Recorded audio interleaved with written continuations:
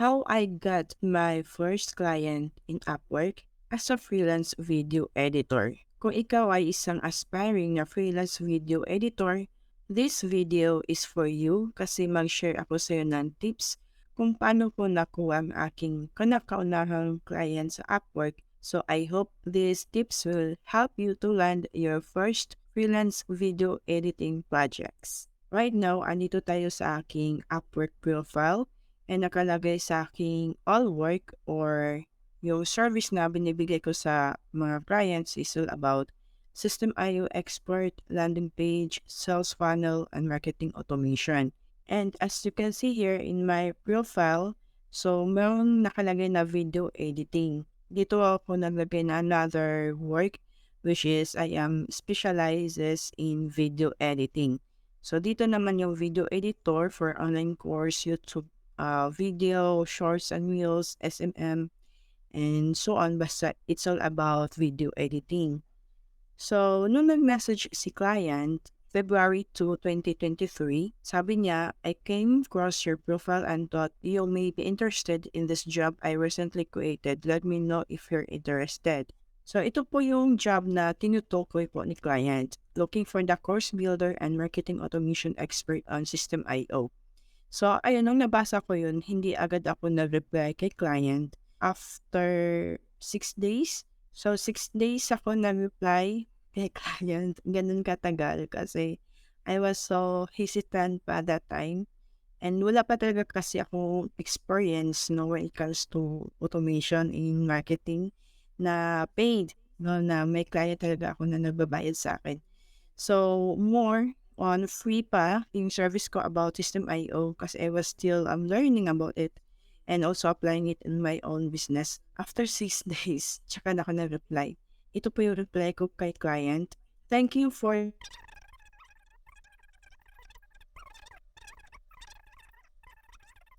kasi may hingi din pala siya ng sample projects ko sa system and then gumawa ako ng video recording and then nagbigay ako dito ng Calendly link ko. And then, after nun, February 8, nag-reply si client C. So, sabi niya, hope you're doing well and thank you for your patience in waiting for my reply. I had already started working with someone on System IO by the time I received your response. If may mag-message agad sa'yo, it's either online job or Upwork, dapat na-reply ka na agad within 24 hours para hindi ka maunahan ng iba pang mga aplikante kasi madaming competitors online, maraming nabibigay din yung same service na kagaya mo. So, paunahan na lang talaga sa pag-submit na reply or sa pag-submit na proposal kay clients. Pero buti na lang sabi niya, I look at your profile and it says you edit videos. Do you have experience editing long videos? Nung nabasa ko yung second paragraph ni client, parang nabuhayan ako ng loob na parang may chance pa ako mag-apply for ibang job naman. So, ang kagandahan din dun kasi sa Upwork kasi meron kang general profile, like for example, yung sa System IO service ko and then meron din akong specialized profile, which is yung video editing service ko. Ito ang yung reply ko client, guys. I understand that you have already working with someone on System IO job post. I appreciate your response. Siyempre, mag-thank you pa din tayo. And then, to be honest, I don't have experience editing videos on Loom for clients because I use different software in my video editing projects but I have edited videos in Loom for personal use. Totoo naman talaga yung sinasabi ko, guys. Ginagamit ko kasi sa aking mga pag-edit ng video is other software like Premiere Pro, Filmora, and CapCut. And yung sa pag-edit ng video sa Loom is yung personal use when I use Loom for my online course video recording. So, nag-edit ako doon ng basic lang talaga like yung pag-trim ng video. And then sabi ko, if you want, you can send me a sample video that I had to edit on Loom and let's see if I'm a good fit for the position that you are looking for. Dapat magiging honest ka lang kay client kung ano yung skill set mo, kung ano yung kaya at hindi mo kayang gawin. Pero aware din si client sa mga sa skill set mo, syempre. And for me personally, hindi ako yung tipo ng tao na fake it till you make it. Kasi feeling ko, I put pressure in myself. Kasi what if malaki yung expectation ni client sa akin and then hindi ko pala kakayanin yun or hindi ko maibigay sa kanya yung expectation niya from me. So ayun, just to set the expectation right, sasabihin ko na talaga kay client yun, magiging open pa ako sa kanya para magkaroon din ako ng peace of mind and mental health, di ba? Mas mahalaga pa din ang mental health. Kasi before, nakatanggap ako ng project, no? But then, hindi pa ako ganun ka-confident sa aking skills that time. As in, nagsisimula ako sa ganung klase na marketing.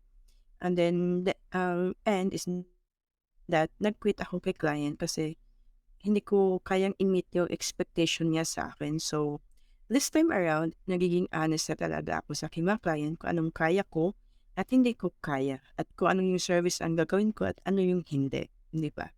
So, ayun. Next na nangyari, I would love helping putting together this video on Loom. So, nabigay na siya sa akin ng mga sample videos together with the instructions kung ano yung gagawin kong edits dun sa video niya. Fast forward guys, nag-send na ako na video na inedit. So, ayun sabi niya, thanks for this video, edit, it looks good, a few things. So, may mga notes siya doon. And then, of course, ginawa ko siya, ni-revise ko yung video. Sabi niya, if you're open to doing the other videos, I have 4 more videos to do for this course. The link of them is in the spreadsheet I share with you. So, dito na po ako nagsimula guys. Nung binigyan niya ako ng link sa spreadsheet niya. And andun yung mga Zoom link na mga videos na kailangan ko i-edit. Fast forward, since unang message niya sa akin is about SYSTEME.io, so nagtatanong din naman siya sa akin about, for example, this one. Also, when a video is uploaded to SYSTEME.io, do you know the video's cover image is a separated thumbnail cover or is it the first screen of the video? If it's the latter, I can give you the covers for the video. So, this case, guys, ni-research ko muna siya kay SYSTEME.io para matulungan ko si client. If you think that you can help the client to solve his or her problem, then just do it. Kung simple task lang naman or nag-ask lang naman siya sa ng questions, then do the, ang tawag dun, I didn't know ha, kasi sa akin naman, if my client would ask something na I am knowledgeable about and I can help with, binibigay ko po siya na free. Like nung tinatanong ni client about sa thumbnail na video kapag ina-upload sa System.io.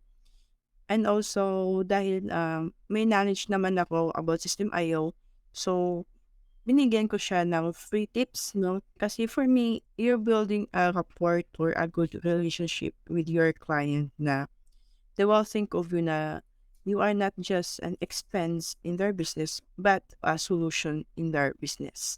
Tapos, nun after ko ma-verify kay System.io yung video thumbnail, nag-apply ako sa kanya. So, may binigay ako na screenshot para sa reference niya. Nag-start ako sa kanya February 12. So, doon ako nag-start na aking service as a freelance video editor. And then, on the following weeks, nagtanong si client, also, would you be available to upload these videos to System.io? Let me know and we can discuss. So, ayun, may additional na work. Hindi lang sa pag-edit ng video, also uploading video to System.io. Inuha ako ni client as video editor and then tag-upload na video sa System.io. I hope you have learned something from this video. And if you do, please hit like or mag-comment lang kayo sa video na to if may mga questions about being a freelance video editor. And as you know that in this channel, I have a mix of video content, like I will be also sharing my entrepreneurship journey. Subscribe for more and be updated to my videos. Bye.